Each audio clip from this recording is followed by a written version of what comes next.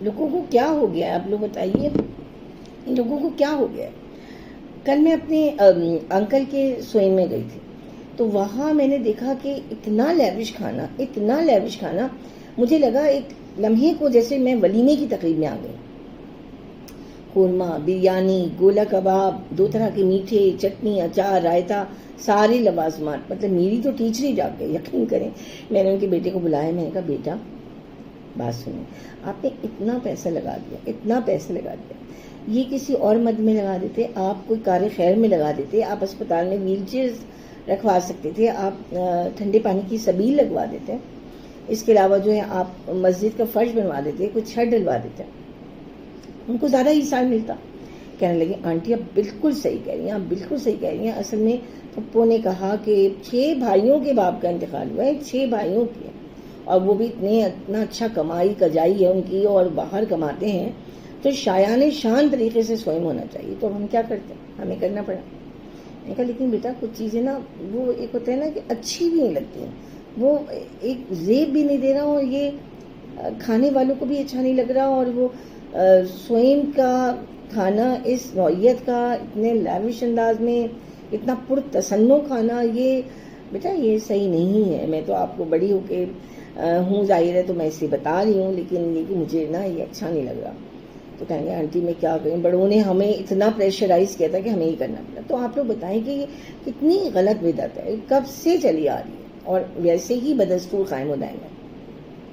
اچھا اس کو پروموٹ کرنے کا ایک نقصان یہ بھی ہے کہ وہ فیملیز یا وہ گھرانے جو مالی طور پہ مستحکم نہیں ہیں، ان کے لیے تو ہم نے ایک بہت بڑا مسئلہ کھڑا کر دیا ہے، کیونکہ لوگوں کی توقعات ہو گئی، لوگوں کی ایکسپیکٹیشن ہو گئی ہے. اور دوسری بات ہے کسی کے گھر میں اگر موت ہوئی ہے تو آپ بتائیں، وہ تو اس کا تو لگے گا، اس کا کلیجہ پڑ گیا، اپنوں کی جدائی، دائمی جدائی کا غم کتنا اذیت ناک ہوتا ہے، کتنا دردناک ہوتا ہے، کتنا رلاتا اور تڑپاتا ہے. اس کو کیا ہوش ہوگا کہ وہ کھانے کا انتظام کرے، پانی کا انتظام کرے، چائے کا انتظام کرے، ضیافتوں کا انتظام کرے، دعوتوں کا انتظام کرے. یہ عجیب سی رسم آ رہی ہے، اس کو تو ختم ہونا چاہیے، ہر حال میں آواز اٹھانی چاہیے.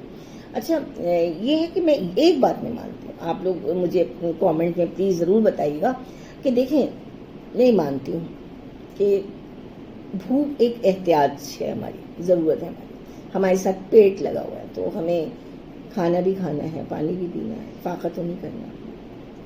تو جنازے میں جو لوگ شرکت کرتے ہیں ان میں کچھ بزرگ بھی ہوتے ہیں، کوئی شوگر کا مریض ہوتا ہے، کوئی بی پی کا مریض ہوتا ہے، کوئی اور عوارض 100 طرح کے ان کو ہوتے ہیں، اور سب کے مالی حالات بھی اچھے نہیں ہوتے. کبھی کبھی وہ بسوں سے لٹک کر آتے ہیں شرکت کرنے کے لیے کہ نہیں ان کے انتقال میں تو ضرور جانا ہے، ان کے انتقال میں ضرور جانا ہے. پھر جنازے کے بعد شدید گرمی میں جب وہ واپس آتے ہیں تدفین کے بعد، تو ظاہر ہے بھوک بھی لگے گی، پیاس بھی لگے گی. تو ایسی صورتحال میں اگر احباب میں سے، اگر اقربا میں سے اگر کوئی ایک سادہ سا کھانا کر دیتا ہے، سالن روٹی یا کوئی چاول کی ڈش کر دیتا ہے، اور وہ بھی ہاتھ پکڑ پکڑ کے نہ بلایا جائے، دسترخوان لگا دیا جائے کہ آئیں اور شرکت کریں، تناول فرمائیں.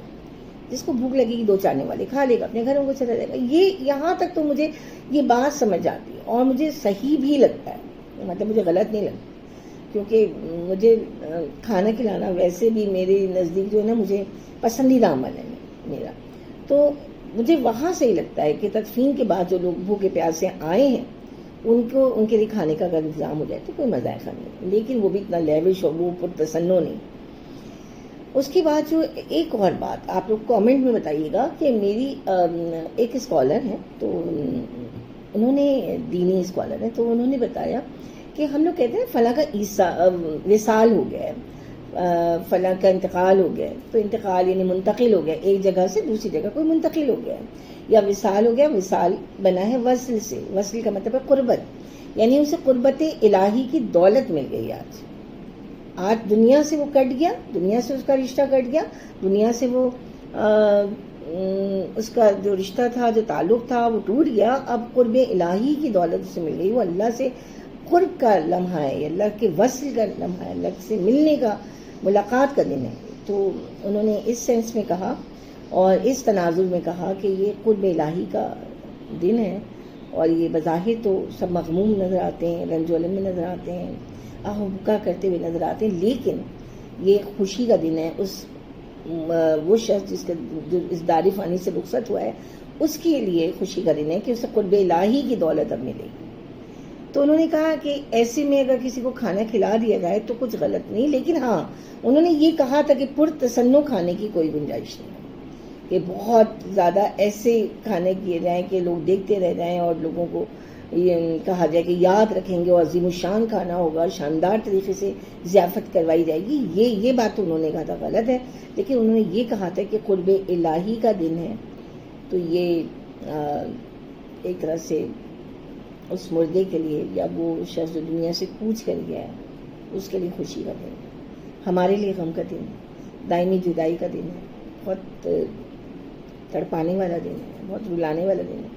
لیکن وہ شخص جو دنیا سے گیا ہے اس کے لیے ایک اچھا دن ہے، اس کے لیے خوشی کا دن. اس لیے کھانا کھلانا افضل ہے، کھلا دیا جائے. آپ لوگ مجھے کامنٹ میں بتائیے کہ آپ لوگوں کے ایکسپیرینسز کیسے ہیں اور آپ لوگ کیا چاہتے ہیں اور آپ لوگ کیا فیس کر رہے ہیں. ماشاء اللہ لکھ کے بتائیے، کیونکہ یہ بھی ایک طرح سے جہاد ہے.